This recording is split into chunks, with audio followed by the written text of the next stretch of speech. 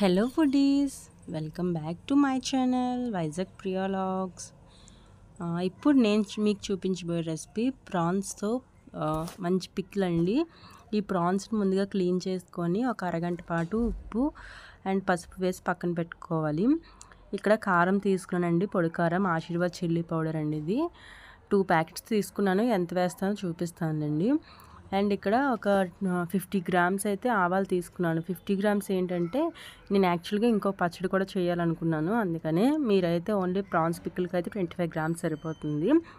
ఇది చల్లారేకి ఇలా జార్లో వేసేసి పౌడర్ చేసుకోవాలండి. ఇక్కడ ధనియాలు కూడా 50 గ్రామ్సే తీసుకున్నాను.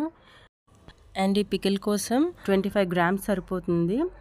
ఇలాగా రోస్ట్ చేసేసుకొని ఇవి కూడా చల్లారబెట్టుకొని పౌడర్ చేసేసుకోవాలండి. ఇదిగోండి మొత్తం 50 గ్రామ్స్ పౌడరు. ఫ్రెష్గా రుబ్బి పెట్టుకున్న అల్లం వెల్లుల్లి పేస్ట్ 50 గ్రామ్స్ తీసుకోవాలి. 1 టేబుల్ స్పూన్ గరం మసాలా ఇంట్లో ప్రిపేర్ చేసిందండి. ఇది 1 టీ స్పూన్ మెంతులు ఫ్రై చేసుకొని పౌడర్ చేసుకోవాలి మెత్తగా.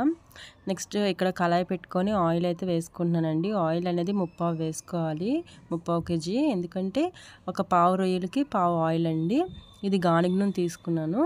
అండ్ ఇక్కడ మొత్తం రొయ్యలన్నీ వేసేసానండి. చూడండి, రొయ్యలన్నీ వేసేసి ఫ్లేమ్ అనేది లోలోనే ఉండాలి, హైలో అస్సలు పెట్టకండి.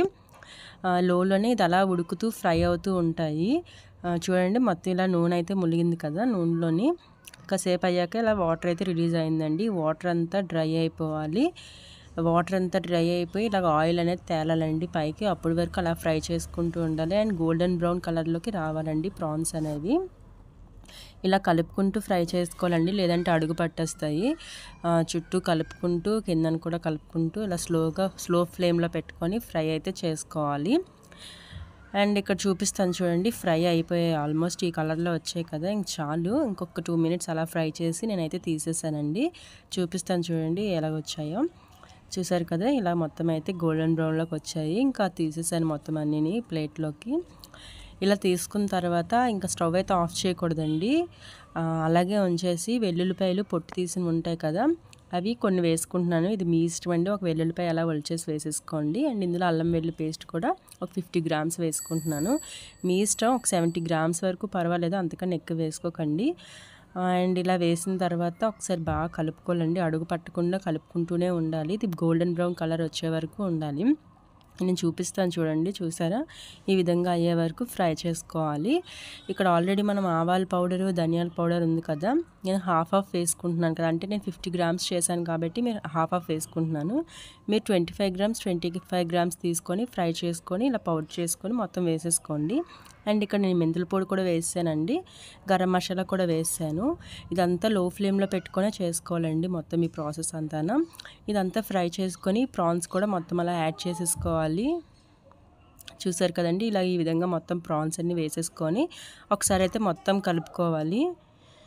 చూడండి, ఈ విధంగా మొత్తం మసాలా అంతా ఈ ప్రాన్స్కి పట్టేలా కలుపుకోవాలండి. ఫ్లేమ్ అనేది లోలోనే ఉండాలి. ఇలా కలుపుకున్న తర్వాత మనం ఎక్కడ సాల్ట్ యాడ్ చేయలేదు కదండి, స్టార్టింగ్లో సోక్ చేసినప్పుడు వేసుకున్నాం, అందుకనే చూసుకొని సాల్ట్ అనేది వేసుకోవాలి.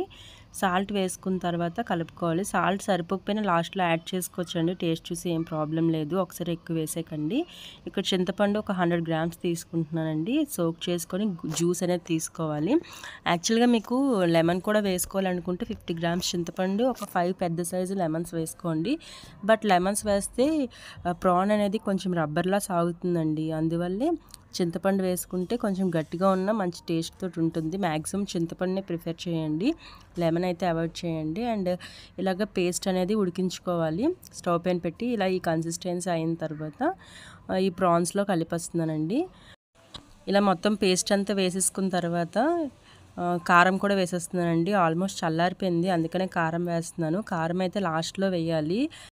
కారం వేడిగా ఉన్నప్పుడు వేయకూడదండి, వేడిగా ఉన్నప్పుడు వేస్తే మనకి పికిల్ కలర్ అనేది చేంజ్ అయిపోతుంది. రెడ్గా ఉండాలి అంటే చల్లారాకే కారం కలుపుకోవాలి. నేను ఒక 50 గ్రామ్స్ ప్యాకెట్ ఒకటే వేసానండి, అది సరిపోతుంది. ఎందుకంటే చిన్న ప్రాన్స్ కదా, ఎక్కువ స్పైసెస్ ఏం అవసరం లేదు.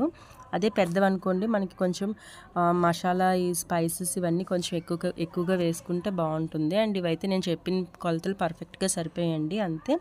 చాలా ఈజీగా రెడీ చేసుకోవచ్చండి. అండ్ మీకు ఆ రోజు నైట్ చూపిస్తాను చూడండి. చూసారు కదండి, రొయ్యల పచ్చడి ఎంత బాగుందో, చాలా ఈజీగా ఇంట్లోనే ప్రిపేర్ చేసుకోవచ్చు. ఒకసారి ట్రై చేయండి, ఎలా వచ్చిందో నాకు కమెంట్ చేయండి. తప్పకుండా ట్రై చేయండి ఫ్రెండ్స్. ఫస్ట్ టైం ఎవరైనా నా ఛానల్ చూస్తే ప్లీజ్ సబ్స్క్రైబ్ చేసుకోండి. మీకు ఈ వీడియో నచ్చితే లైక్ చేయండి, షేర్ చేయండి. మళ్ళీ నెక్స్ట్ వీడియోలో కలుద్దాం ఫ్రెండ్స్. Bye friends, bye.